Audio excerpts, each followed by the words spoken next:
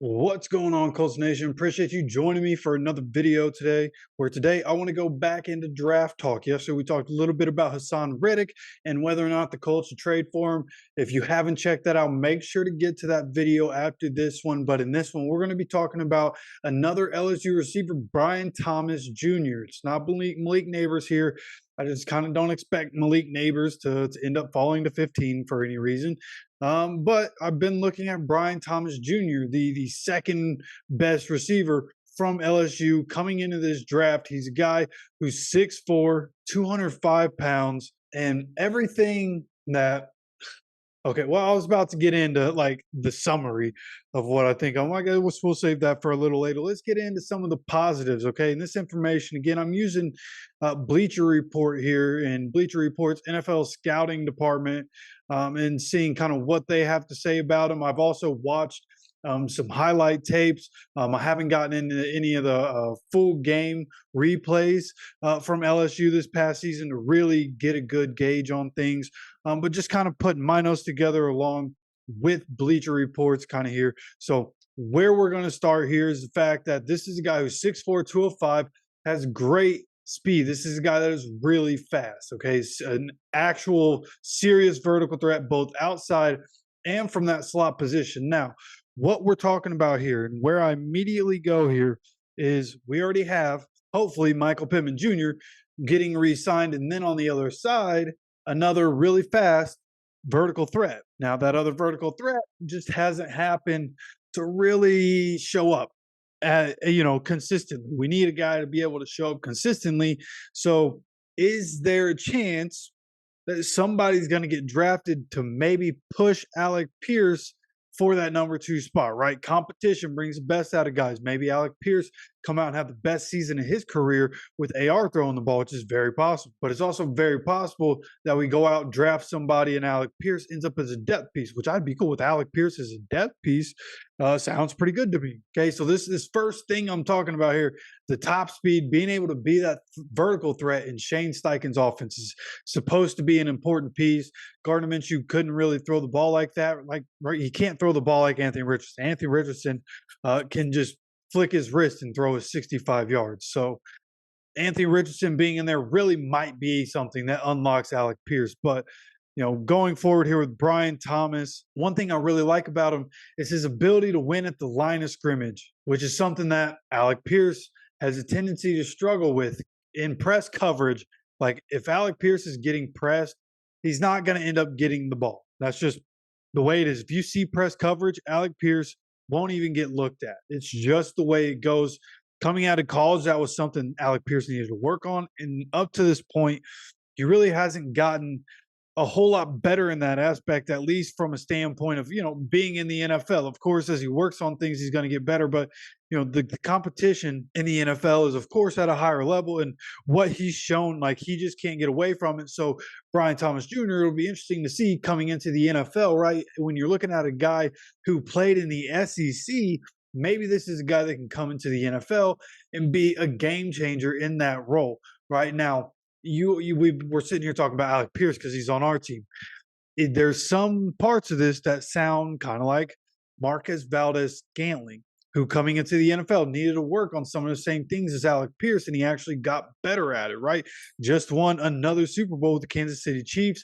He wasn't, the number one receiver and getting insane numbers all year long or whatever. But Marquez Valdez-Scantling has been able to carve out a role in this league, as this is a guy who we know exactly what he can do well, and we're going to exploit that and just let him do it. That's going to be his thing. He's not always going to get the ball, but he knows how to get open downfield. He can win off the line of scrimmage. So that's where Brian Thomas Jr., like when we're talking about just the deep threat part of this, that's where I think Brian Thomas Jr. comes in, is can he be better than Alec Pierce? Well, if you think Marquez Valdez-Scantling is better than Alec Pierce, then yeah, I think there's definitely a chance that he can come into the NFL right away and push Alec Pierce to be that number 2 wide receiver in this offense. And something else that really impresses me about him is, for as big as he is, right? We talk about 6'4", 205.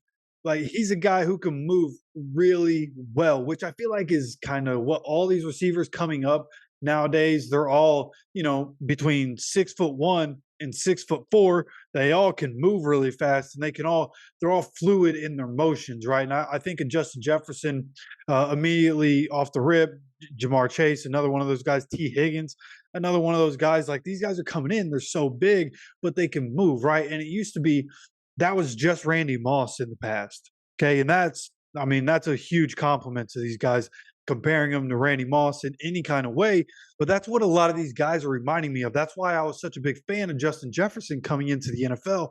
Because when I watched him, to me, I watched Justin Jefferson play football and I watched his tape and I said, that's Randy Moss 2.0. And that guy in the modern NFL is going to end up being better than what Randy Moss was. And he's on that trajectory, right? So if there's one thing I know, and I feel like it's because I watched Peyton Manning and Marvin Harrison and Reggie Wayne growing up, but like quarterbacks, I'm usually pretty good at figuring out who the good quarterbacks are and who's going to have good NFL careers and who's not. Also, same with wide receivers. I feel like my hit rate on wide receivers is pretty high. And what I've seen from Brian Thomas, the little bit that I've seen, right? I still have to go more in depth with some of these guys. The combine is in a couple of weeks. The NFL combine in Indianapolis is from Monday, February 26th to Monday, March 4th. So that's coming up here in just a couple of weeks. And we'll get more information about these guys. I'll continue to try to find different types of film, like actual film, not just highlights of these guys, and really try to hone in on different guys that the Colts could draft. But from what I've seen from Brian Thomas so far, he's a guy that I'm very excited about. You know, a guy that, again, can move really well for his size. He can win at the line of scrimmage. He's really fast, and I like his ability to track the ball. Now, something that he's going to have to work on is going to be, again, with his size, and as he continues to mature, his footwork and coordination aren't always top tier, but that'll get better, right? As he, gets stronger, builds more into his more manly body, then that's just something that'll come with age, with experience. I'm not worried about that, especially with Reggie Wayne as wide receivers coach. Perfectly fine. He'll get better with that. But it's the ability to track the ball in the air that's really good, but then he can't, like, in traffic for his size, not great. Right. And fighting through contact at his size, not great. So those are things that are going to need to be worked on. And that's why re-signing Michael Pittman Jr. and then you draft Brian Thomas, that's something I could see working really well. He could pick some things up from Pitt because Pitt is an absolute dog.